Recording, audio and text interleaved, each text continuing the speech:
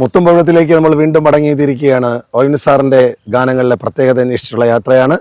അദ്ദേഹത്തിൻ്റെ ഗാനങ്ങളിലെ ഒരു വാക്കുണ്ട്, പാടുക, പാടി അല്ലെങ്കിൽ പാട്ട്. നമ്മൾ ഇന്നത്തെ നിൽക്കുന്ന ചിത്രം അഥർവം.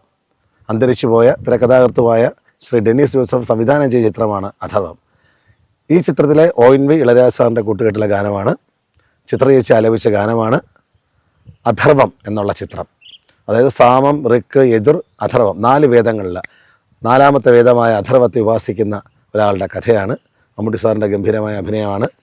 ഇതിലൊരു പാട്ടുണ്ട്, പുഴയോരത്ത് പൂന്തോണിയെത്തില, പുഴയോരത്ത് പൂന്തോണിയെത്തില, മന്ദാരം പൂക്കും.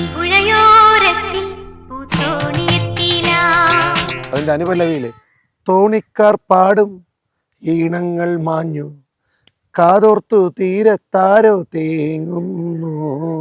നോക്കൂ, തുടക്കത്തിൽ തന്നെ തോണിക്കാർ പാടും എന്നുള്ള വാക്ക് അദ്ദേഹം ഉപയോഗിച്ചിട്ടുണ്ട്. താഴുന്ന സന്ധ്യേ നിന്നെ തഴുകി തലോലമാടി പാടും പുഴയിൽ ആരാരൻ തോണിയിൽ മുക്കിപ്പൂക്കൾ ഒഴുക്കി. കണ്ടോ,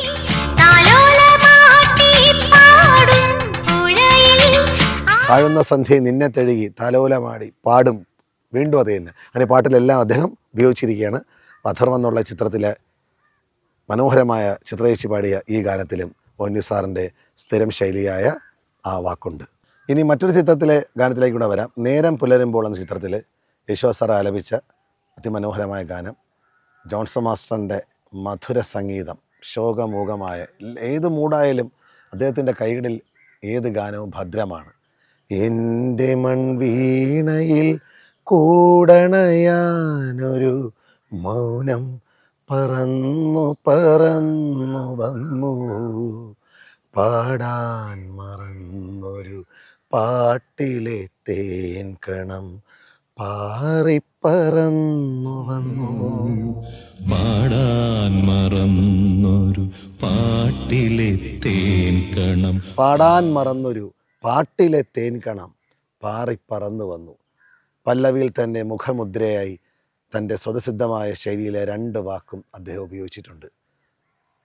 സൗന്ദര്യം തുളുമ്പി നിൽക്കുന്ന ദുഃഖസാന്ദ്രമായ ഗാനമാണ്. അപ്പോൾ നമ്മൾ ഇന്ന് ഈ 2 ഗാനങ്ങളെക്കുറിച്ചാണ് ചർച്ച ചെയ്തത്, അഥർവവും നേരം പുലരുമ്പോഴുള്ള ഈ ഗാനവും എൻ്റെ മൺവീണയിൽ. അപ്പോൾ തൽക്കാലം വിട വാങ്ങിക്കുകയാണ്. വീണ്ടും നിങ്ങൾ ഉത്സുകരായി അക്ഷമരായി കാത്തിരിക്കണം. ഒ.എൻ.വി. സാറിൻ്റെ ഈ വാക്കുകൾ പതിഞ്ഞ ഗാനങ്ങൾ ഏതൊക്കെയാണെന്ന് മുത്തുംപഴത്തിൽ നമുക്ക് വീണ്ടും കണ്ടുമുട്ടാം.